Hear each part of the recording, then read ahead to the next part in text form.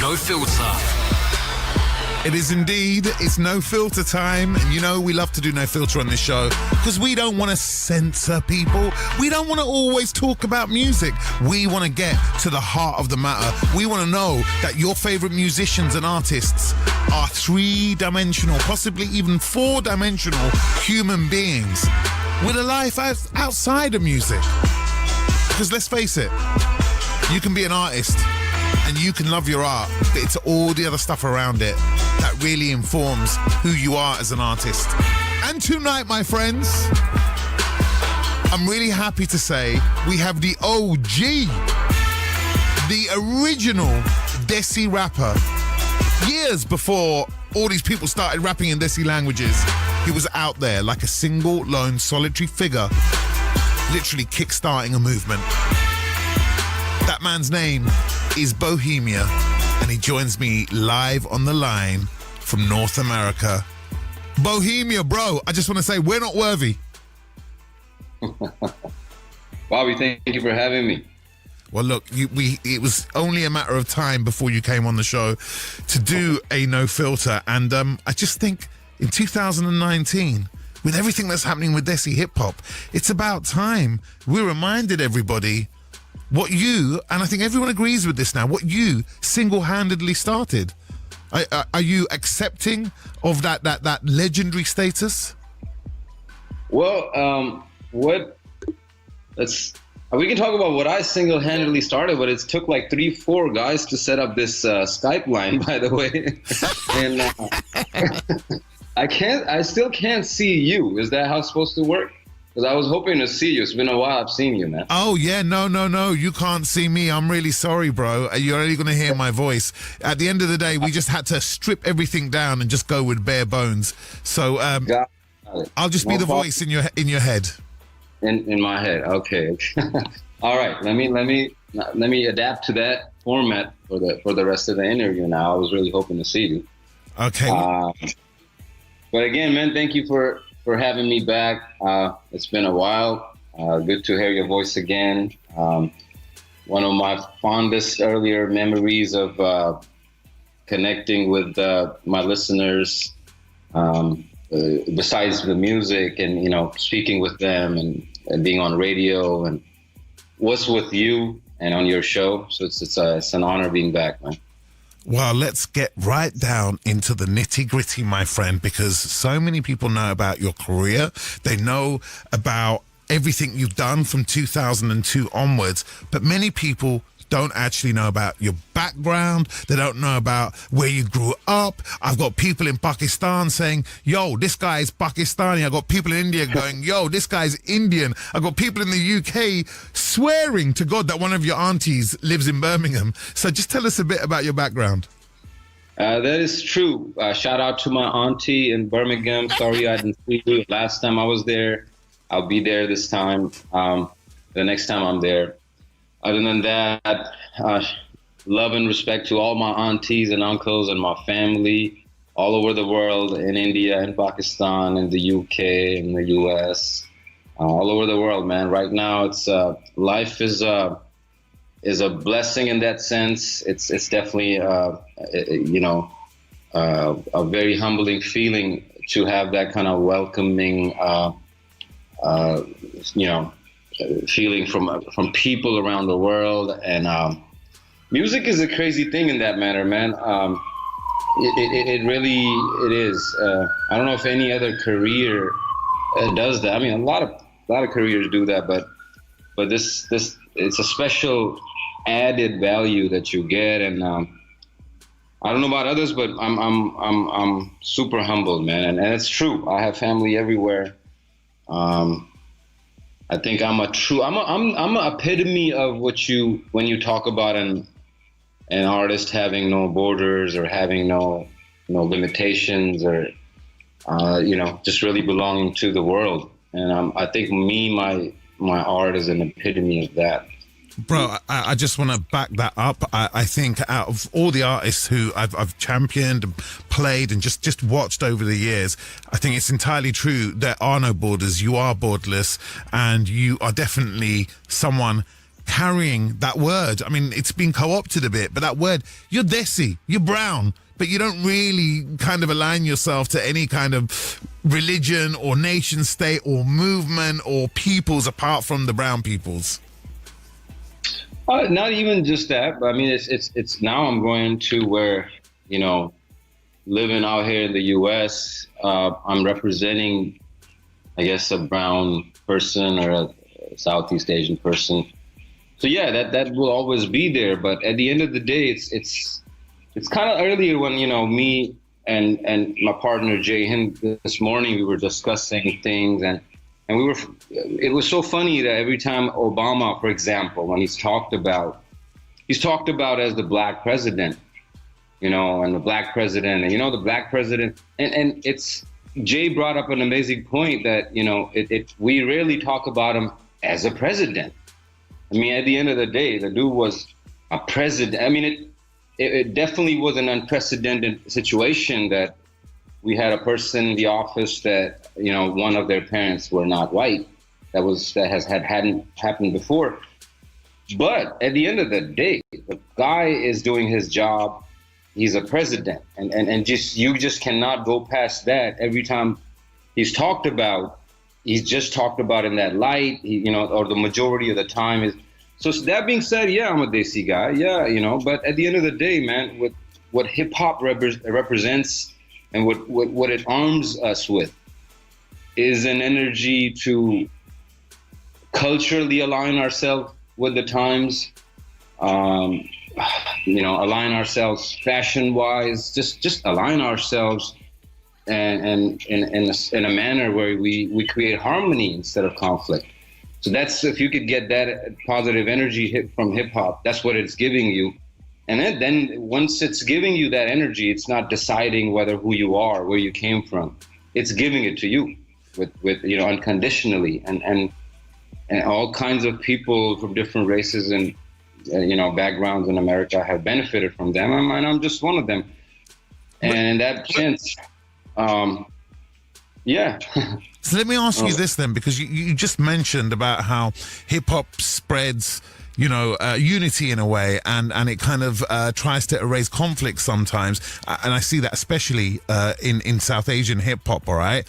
But at the same time, all my favorite rappers came from childhoods or came from areas where conflict got them into hip hop in the first place, and then they want to heal the world. So let me just ask you about, before you became a rapper, was there much conflict in your life? Yes. I mean, wow, that's a very well observation. And yeah, I would say the same. I think for me, a lot had to do with the energy of just wanting to be better than my situation had made me seem like. It was having more self-respect for myself that was instilled in me. I would say very initially by my father, then my mother, and then a lot of people. But predominantly from my father. I remember my earliest memories is me telling my dad that, hey, Dad, I did this or I achieved that, and he would say, yeah, I know you're different. It was nothing like even years later when I said, hey, Dad, so I'm doing this, I'm going to India, and he said, yeah, I know you were different. So my dad was the least impressed. He just knew I was special. So that kind of positive, I think, energy was given to me by my family, and it just made me want to do better, man. It just made me want to be better. And yeah, so there was not a negativity around initially. And so I don't want to glorify it in a sense that, or have any kind of super nostalgic value to it. Like, oh my God, this happened to me, that. I mean, I think everything that happened to me happens to everybody. I mean, we go through childhood struggle or the adolescent struggles and all of that, man. And then me coming from different culture and, not even being able to speak English and, teaching myself what all of that was about and how to live in the Western world. But it was, I would say it was challenging, but it was, I don't have any kind of um, I don't relate it being necessarily the only thing. I mean, a lot of things hindered my progress. I guess I would have been further ahead if I had stayed in school. I would say, tell you that much. Dropping out of high school was not my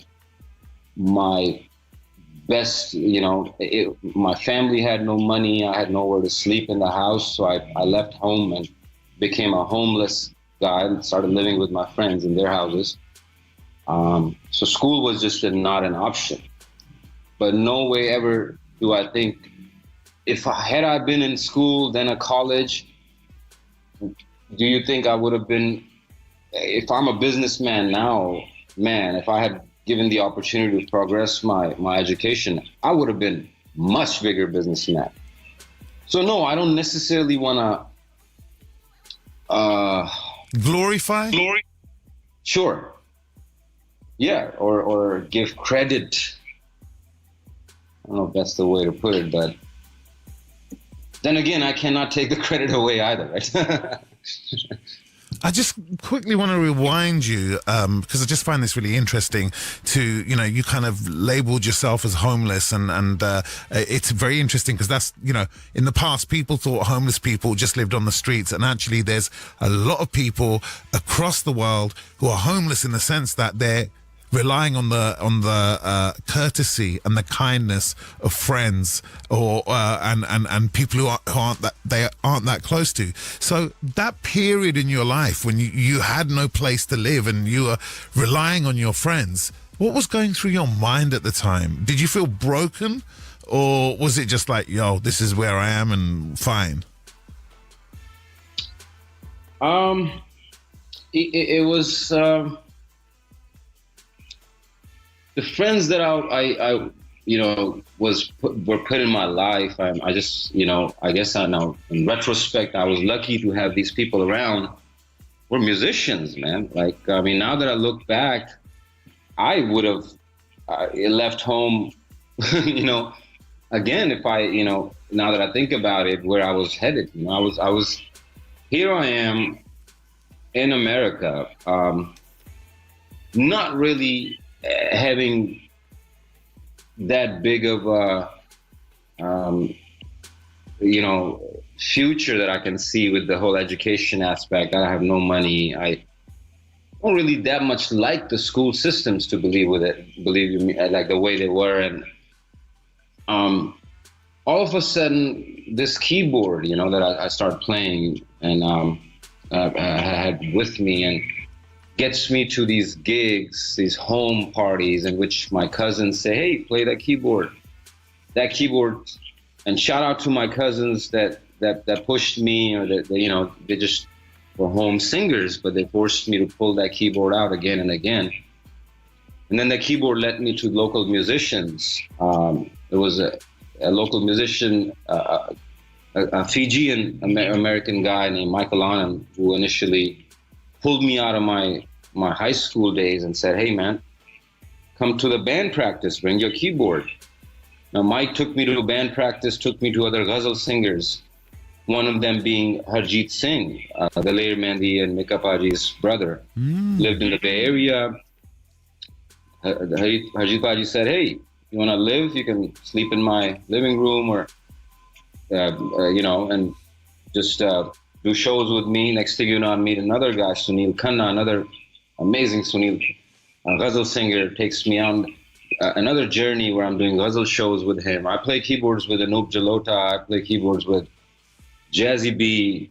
I play keyboards, and I'm just loving this life, even though supposedly I'm a homeless kid. I mean, that is there. But look where I'm at, though. I'm rubbing shoulders with all these musicians that are at least 10 to 15 years older than me, all of them.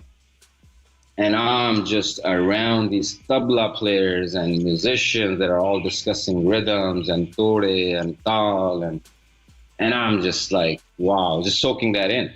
And on the other hand, just out of what, age I'm in and wanting to learn the culture, and with the guys my age that I hung out with, I'm also listening to rap music. And that's, growing in. I'm starting to listen to Spice Ones and Ice Cubes, and I'm like, wow, these guys are really, Nas, Tupac. I'm like, wow, man, okay. So all of that is just happening, and sure, I mean, it was. Now that I look back, but then it was just a blessing in disguise because it was just a boot camp that I went through as a keyboard player for years and years and years before I ever became a rapper. I don't know when I became. But How brother, that happened. brother, that boot camp. I mean, let's just break this down. You know, you got the Mikka and the Delays and their family, Anoop Jalota. I mean, this is Yes. madness. I just have this image of you, just like, it just makes sense now. When I think about the musicality of your rap music, no wonder you're so grounded in melody and music, because that's the best boot camp anyone can have. Anyone? Oh my God, man. I'm around guys, tabla players that are literally training from Zakir Hussainji, man. I'm with Zakir Hussainji's nephew, and I'm living with them. These guys are letting me sleep in their living rooms while these guys are practicing all night. I mean, I'm at the Nergis Dutt Foundation playing keyboards with the santoor players and sitar players. So these were my teenage. These were my teenage years, oblivious to the fact that I'm gonna rap, oblivious to the fact that I'm gonna be a center stage artist. There's no way in my mind as a back keyboard player am I thinking, okay, that's the future. No, I am loving this, how a band works. You know, how to play, you know, instrument while when you're doing a ghazal show, or how you play instrument while you're doing a religious event, or you know, you're changing ragnis, and you're learning rhythms through tabla, and which is what. So later, when you listen to my rap, let's just say Ek Tera Pyar, for example, I say Ban Meri Meet Kar Amar Preet. You know, now you go back to a Jagjit Singh ghazal, Honton se chhu lo tu, tum mera geet amar kar do. बन जाओ मीत मेरे ये गीत अमर कर दो. So बन जाओ मीत मेरे ये गीत अमर कर दो. Same thing I'm saying in एक तेरा प्यार, बन मेरी मीत कर अमर Apreet. So the lyrics in एक तेरा प्यार are actually ghazal lyrics. They are driven from a Jagjit Singh ghazal, almost word for word. One is in Urdu Hindi, and one is mine is in Punjabi. Bro, So it's right there. you've blown my mind today. I mean, I just never thought we'd be sitting down talking about ghazals from Jagjit Singh, Anoop Jalota, and just the interplay between classical and then populist and then hip hop as well. I mean, I just love the fact that you were chilling out with members of Zakir Hussein's family. I mean, that's like classical music royalty. Their name will quite literally resonate for millennia. So this has blown my mind. I need to play a bit of Bohemia and Sidhu Moseala just to bring me back down to terra firma, and I'll be back with you straight after this, yeah? Okay? All right.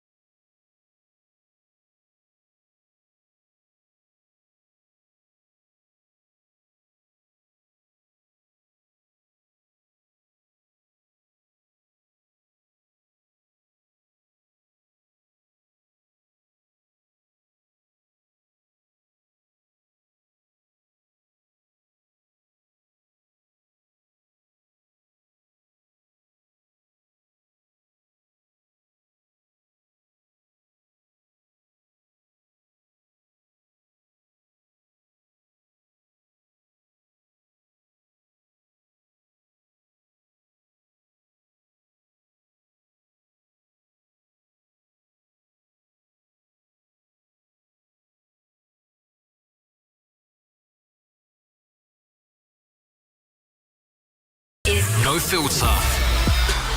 No Filter with Bohemia, the original and still the best, according to many people out there.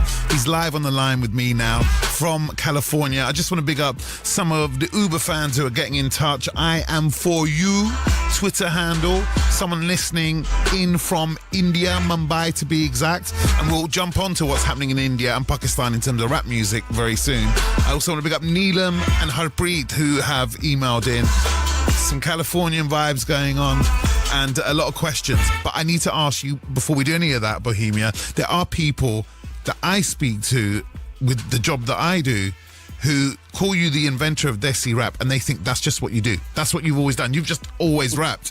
But you are so much more than that. And now that you've explained about your boot camp, your musical boot camp, it makes sense. Because you've been producing, you've been launching. You know, there are people like Jasmine Sanders and Guru Randhawa who, you know, I think you believe they should be paying a debt of gratitude towards you. So just tell us about the non-rapping side of what you've done for Desi music.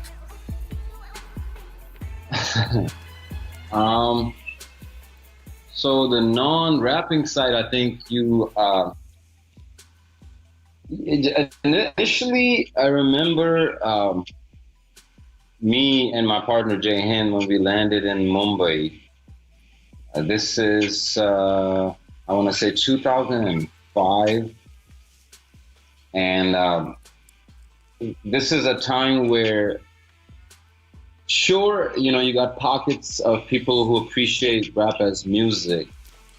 But we're flying in from California, home of entrepreneurs. We got our backpacks full of biographies and unauthorized biographies and books about the labels. And we look up to Russell Simmons and we look up to Jimmy Iovine, and we want to be like Jimmy Jam and Terry Lewis. And all of a sudden we land in Mumbai and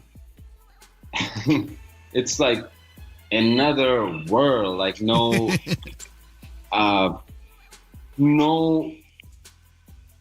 similarity to any kind of infrastructure. And I'm talking about infrastructure as in general.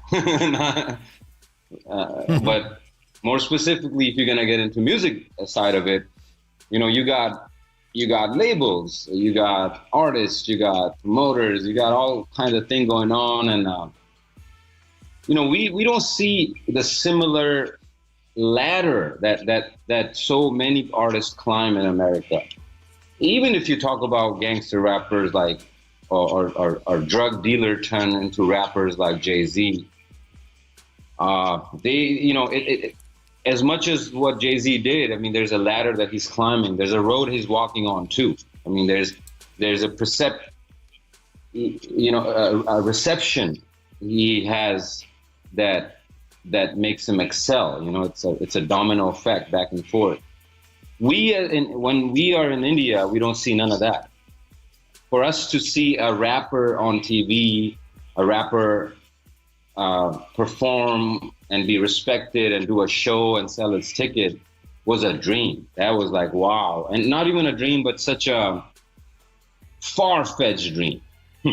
To a point where that, you know, it's someone right now like Elon Musk dreaming that, hey, I see flying cars over me, flying Teslas without drivers.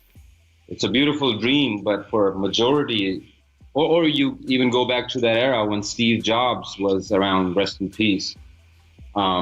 He said, hey, I just want no buttons on my phone. I mean, right? So the imagination, but then he had to be in a place like California, I believe, where the resources and just the right path to his success was given to him, you know, just the right yield for him to have. Now, us over there, talk about yield, we're talking about nobody yielding out of our way, even when we're driving on a street. Which, in a way, if you think about it, is a metaphor for the entire country. Yeah, so here we are. I mean, half the time these guys are getting me out of arguments at an airport. I would just stop everything and I'd be like, guys, let's have a queue. You know how much faster we would move if you were behind me and I would do this. Let's just do this. Or, I mean, I would go to the labels and offices and I'd be like, hey guys, let's just not come to the office this morning. Let's just go to the parking lot and clean it. We just do it once and, I don't know. I mean, there were so many things that I saw as almost like, wow, man, this is never gonna happen. To this day, when you tell me rappers are selling shows and are on TV and taking care of their families and putting smiles on their, parents' faces and are stars and everyone's like, yeah, rapper this, rapper that. Oh, he's a rapper. And wow, it's that, it's like, literally, it's like, Elon Musk seeing cars underground traveling. It's like his dream coming true.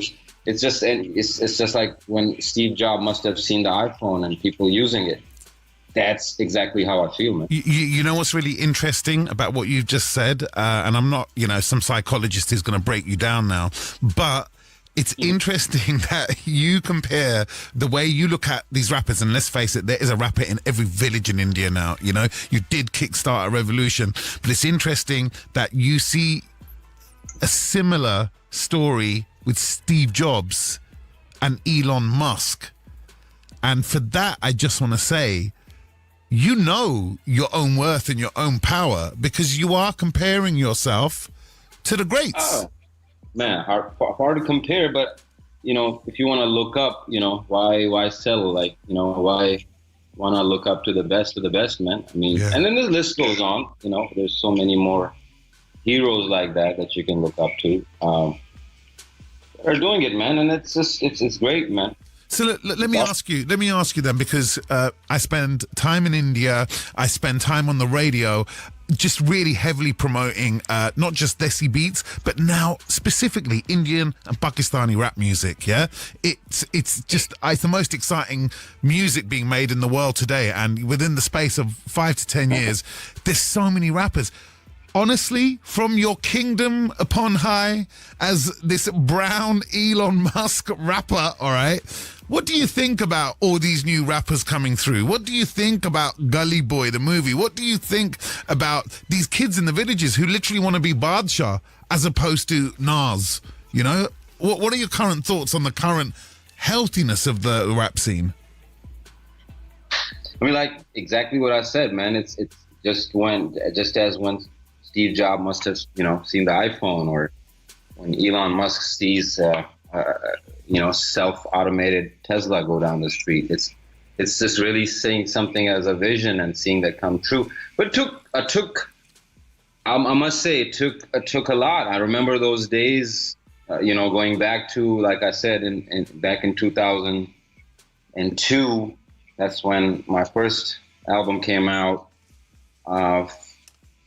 2004 and 5, when Jahan and I are sitting in the VP office, the Vice President of Universal Music India. We're sitting in her office, and I remember Jahan literally throwing files at them and saying, "You guys don't understand this man and the vision," and then us walking out and escalating our meeting to the MD of Universal Music Group that, you guys are, we have a vision. There's a method to this madness, and just demanding that, and coming back down in the lobby and me telling Jay, like, man, it's not going to work. These guys will never understand, man, the dream.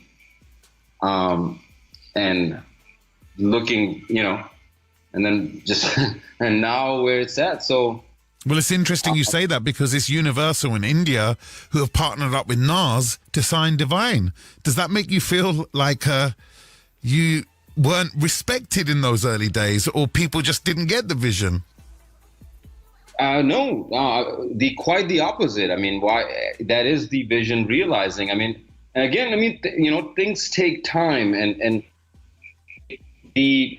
my industry had to be set up in a way where, you see, I'll take you back to a little secret, another one, initially that we started talking.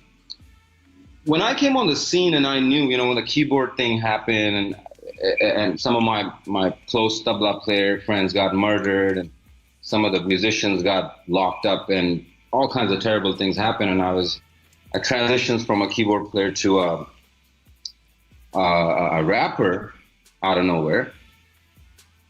And then you guys picked it up, and BBC made it a big thing, and it got to India. And shout out to BBC, and I will always be humbled, and I always would have that deep down respect for you guys for breaking me on that pedestal.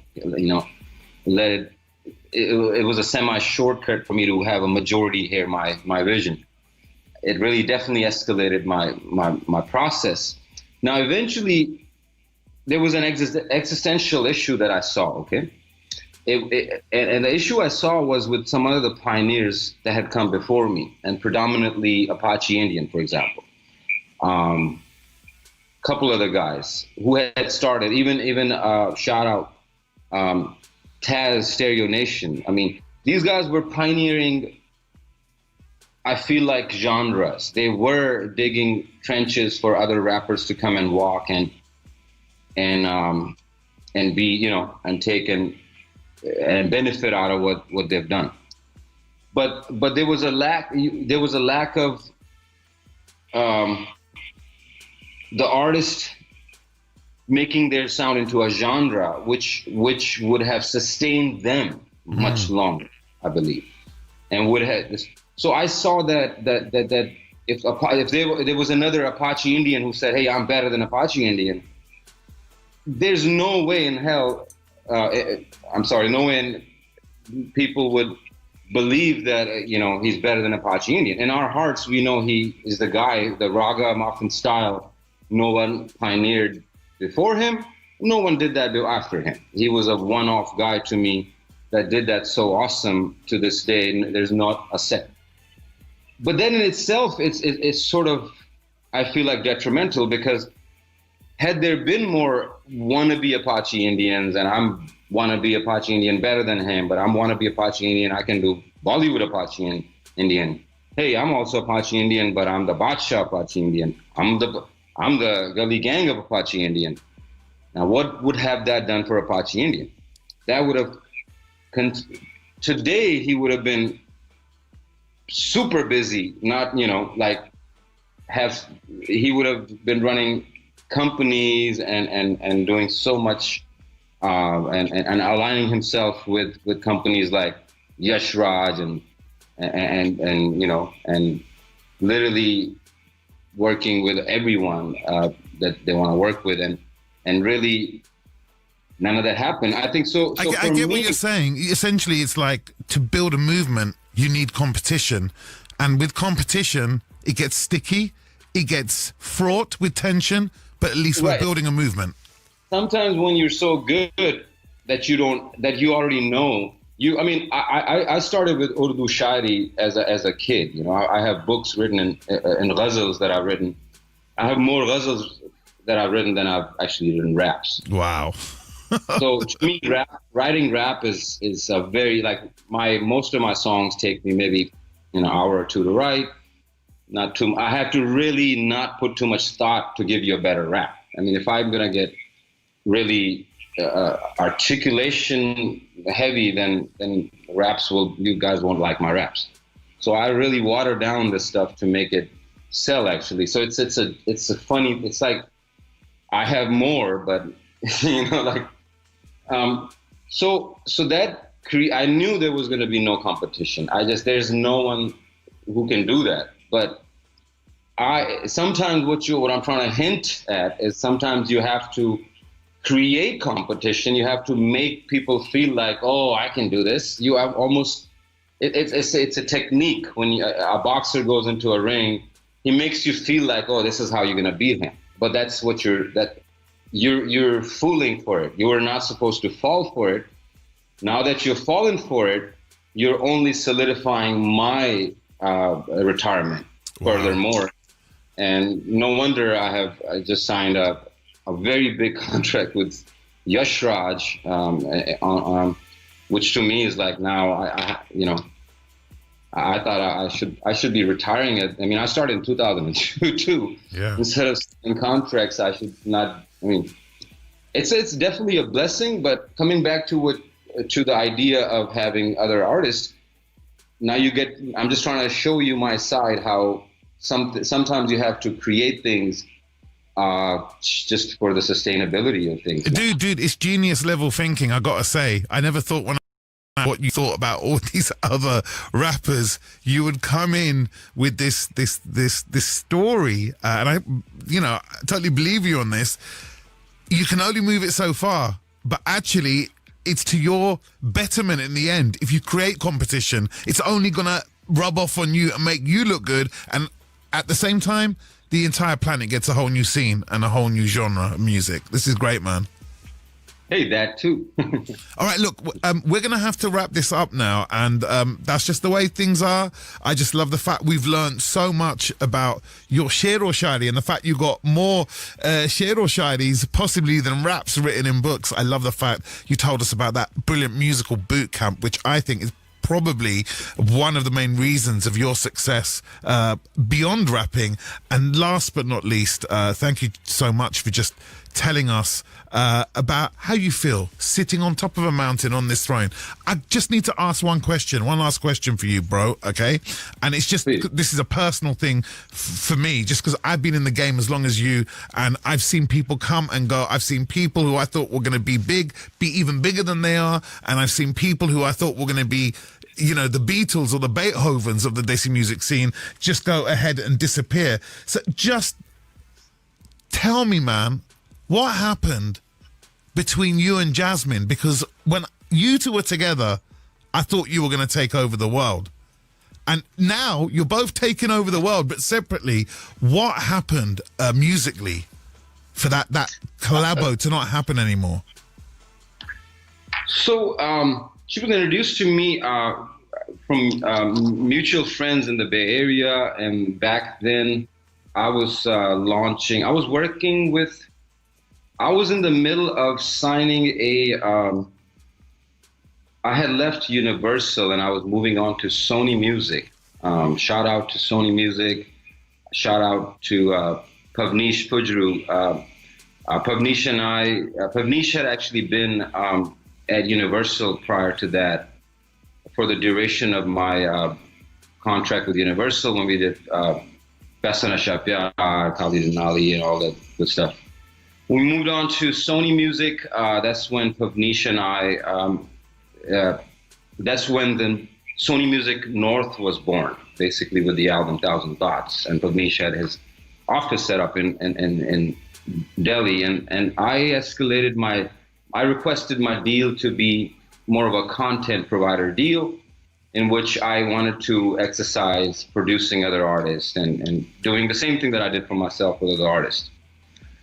And along the line, that's when she was introduced to me through mutual friends. And my earliest memories of her are the hunger and the love for wanting to be an artist that she had. Is the same thing I see to this day. Like, this girl hasn't changed at all. I think she's, I remember the day when she used to just, drive up to the studio and just she was dying to be heard.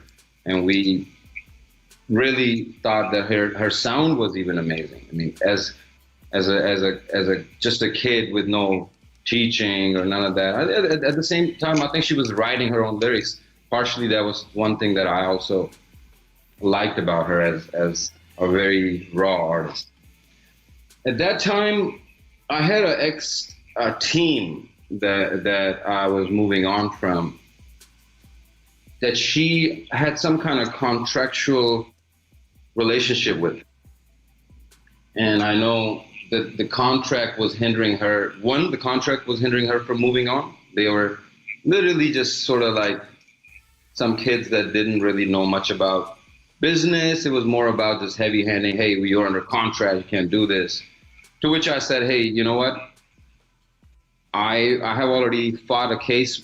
I had gotten sued for like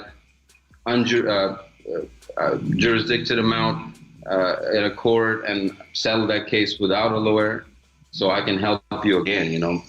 And I got her out of that case. And at that time is when, along that same time, me and Pavnish and I requested Pavnish, hey, give me a content provider deal and I'm going to bring you a new artist. And this girl is going to change the scene. This girl is going to be very similar to Bohemia, but a girl. And that's when we came up with this idea, the Gulabi, and I designed that CD cover myself in the Photoshop. I shaped the whole album. I produced the whole album. Some of the songs actually she wrote herself. And then one of the songs I rapped on. I've kept my presence minimal because I wanted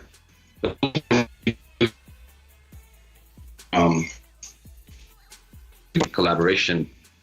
Yeah, that was my first attempt as a producer to put something out. I'll be honest, Pavnish and Sony were had to sign anyone at that time, especially someone with no, you know, and they, on the record, he said, hey, only reason I'm doing this is because of your work, man. We believe in you. And wow. I think they did a good thing. Sony did a good thing at that time, launching that album. But for me, it was me exercising a launch. And then, you know, she moved on to do good things, great things, and people made up stories in their heads. And, you know, it's kind of like people made stories between me and Honey Singh, like, whereas we love each other, man. Oh, okay. So you two basically worked together, and as is often the case in the music industry, you carried on plowing your own furrows. It was an artist that I launched. I discovered an artist that I, as a content provider deal under Sony, and wanted to produce. I wanted to, remember, my dream was to be like Jimmy Jam and Terry Lewis. Yeah. So that was me seeing, hey, can I find someone raw that no one has heard? Can I put them out and see what they do? And I think it did well. And I'm really proud of it. Oh, well, of course. I mean, you know, we see her today. We see you today, totally in different musical situations, but definitely running things. Bohemia, bro, it's always different when we talk. Today's talk went all over the place, but it's just always an honor and such a pleasure to catch up with you, man. Likewise, man. Thank you again, and thank you to BBC, and man, keep doing what you do. Hey, man, I got to play Vich Brede Sane just for the old times, bro. Shout out, man. Thank you. Peace, brother.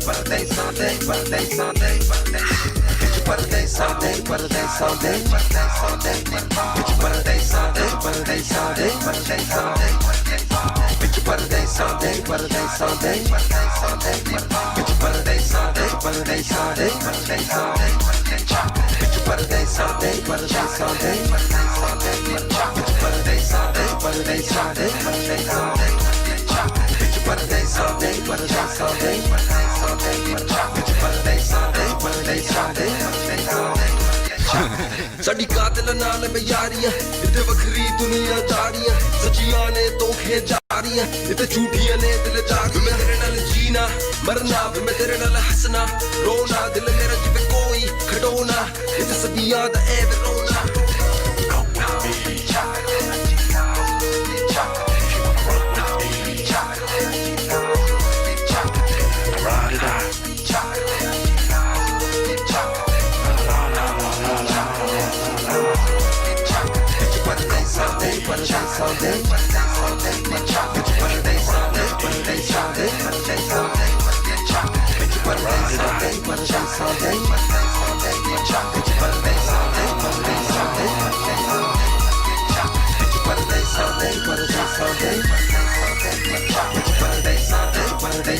Sunday.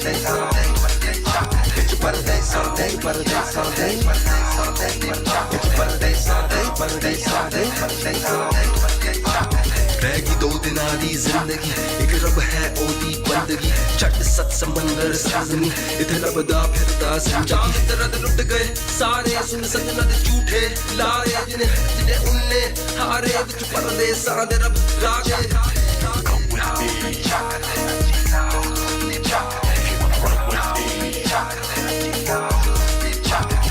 ride it out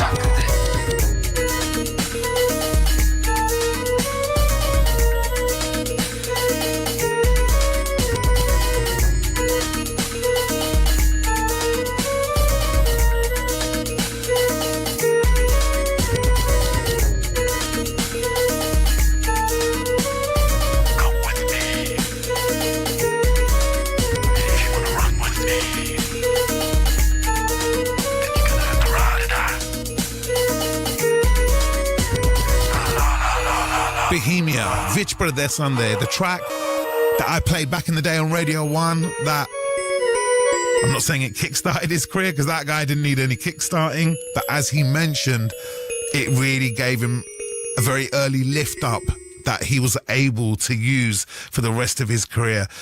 Look, he came on really late. We're sorry that he came on like 15 minutes after we were going to start, but don't say we basically don't give you everything that you want out of a no filter.